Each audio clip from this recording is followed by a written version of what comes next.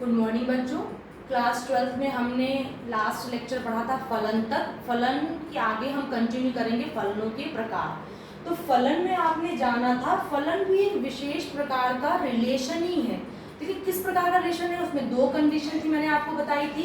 यदि f एक फलन है x टू y, एक सेट x से एक सेट y तक फलन हम अगर डिफाइन कर रहे हैं, तो मैंने बताया था कि x के प्रत्येक एलिमेंट के लिए y में एक और केवल एक ही इमेज मिलनी चाहिए। ये क्लास 11 में आपने पढ़ा था, यानी कि प्रत्येक एलिमेंट किसी एक एलिमेंट से ही जुड़ा होना चाहिए। जैसे मैं ये डायग्राम देखूं, इस चित्र को अगर हम देखें, आरेख को देखें, 1 की इमेज क्या मिल रही है 6, 2 की इमेज 7, 3 की इमेज 8 और 4 की इमेज भी 8 मिल रही है। यानी क्या देखा, x का कोई भी एलिमेंट छूट नहीं रहा है, पहली बात। और दूसरा हमने क्या देखा कि सबकी एक ही इमेज मिल रही है। 2 केवल 7 पे जा रहा है, उसकी कोई और इमेज नहीं मिल रही है। ठीक है, यानी कि ये एक फंक्शन है, ये एक फंक्शन है आपका।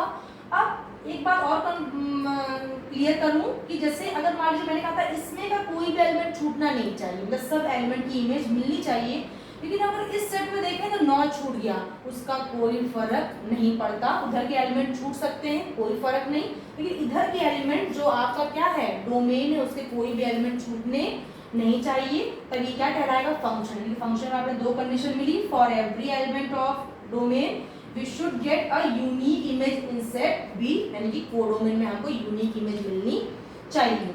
अब हम क्या पढ़ेंगे, फलनों के प्रकार 1 1 और ऑन टू। आपका है सबसे पहले 1 1। अब बात आती है कि 1 1 मैपिंग कहते किसे हैं। 1 1 या एकाकी, नाम ही से लग रहा है 1 1 मैपिंग या 1 1 फंक्शन आपका। जैसे हम कहें कि 1 1 मैपिंग हम तब कहेंगे यदि f एक फंक्शन है x टू y।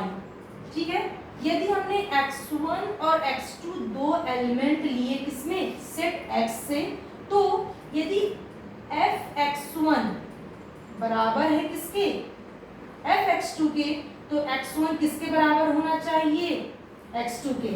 यानी कि दो इमेजेस यदि आपस में बराबर है तो इसका मतलब है दोनों एलिमेंट आपस में क्या होंगे, बराबर होंगे। यानी कि we are talking about the same element, हम एक ही एलिमेंट के बारे में बात कर रहे हैं, तभी क्या होगा 1 1। सिंपल सी बात है कि हर एक एलिमेंट एक से ही जुड़ा रहे, कोई भी एलिमेंट या उधर के एलिमेंट किसी दो से ना जुड़े रहे। जैसे मैंने एक चित्र बताया है, इसमें देखिए अगर आप f3 देखें, अगर हम, ठीक है 1 1 मैपिंग हम समझ रहे हैं।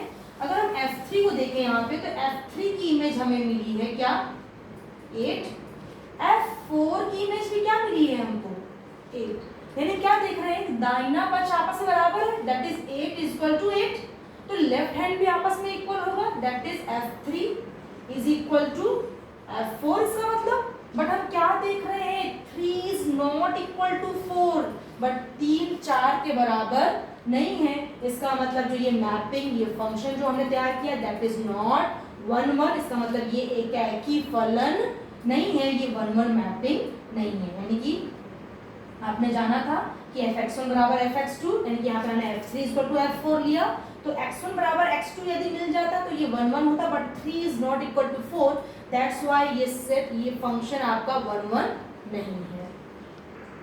तो क्या हमने देखा, ये 1 1 नहीं है, तो इसको हम बोलेंगे जो भी आपका फंक्शन 1 1 नहीं होगा वो क्या होगा, मेनी वन होगा। ठीक है, जो 1 1 नहीं होगा वो मेनी वन होगा। अगला आपका जो टाइप है फलन का, जो प्रकार है, वो है आपका ऑन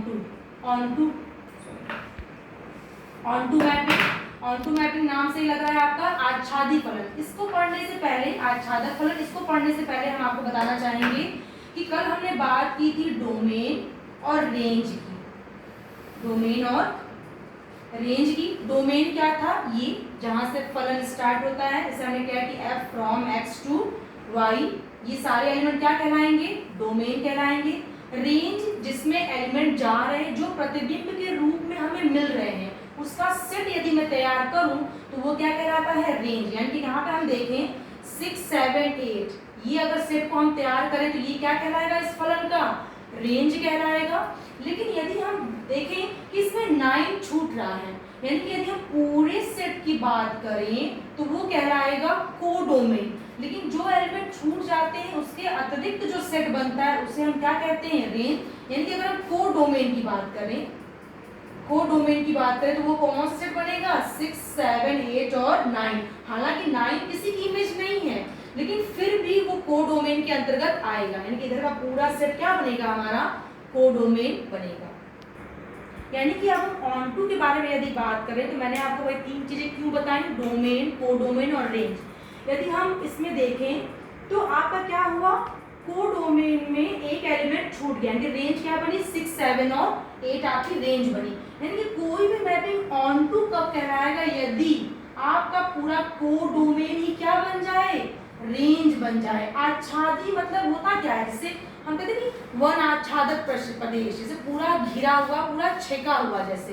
तो आच्छादन का मतलब होता है कि आपका कोडोमेन भी बिल्कुल ना छूटे, कोई एलिमेंट ना छूटे, हर कोई इधर डोमेन का इमेज जरूर बने, तो वो क्या कहलाएगा आपका, ऑनटू फंक्शन। यानी कि कोडोमेन इज इक्वल टू क्या बन जाए, रेंज बन जाए, तो उस फंक्शन को हम क्या कहते हैं, ऑनटू फंक्शन। तो यहाँ पे हम क्या देख रहे हैं, कोडोमेन 6, 7, 8, 9 है, लेकिन रेंज क्या है, 6, 7, 8। इसका मतलब ये आपका ऑनटू फंक्शन नहीं होगा। यदि यहाँ पर अभी क्या बन जाता, कुछ ऐसा बन जाता आपका 4 की इमेज 9 बन जाता, तो ये आपका 1, 1 भी हो जाता और ऑनटू भी हो जाता है, यानी सबकी एक इमेज मिल रही है।